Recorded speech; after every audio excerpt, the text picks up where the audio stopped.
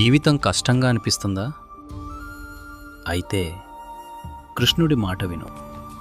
ఆశ్చర్యవత్ పశ్యతి కశ్చిదేనం, ఆశ్చర్యవద్వదతి తథైవ చాన్యః, ఆశ్చర్యవచ్చైనమన్యః శృణోతి, శ్రుత్వాప్యేనం వేదన చైవ కశ్చిత్.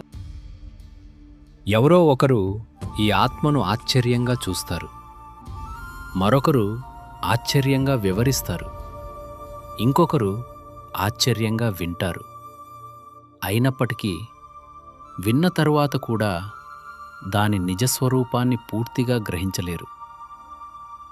సందర్భం: శ్రీకృష్ణుడు ఆత్మస్వరూపం ఎంత గూఢమైనదో వివరించి దానిని పూర్తిగా అర్థం చేసుకోవటం ఎంత కష్టమో అర్జునునికి తెలియజేస్తున్నాడు.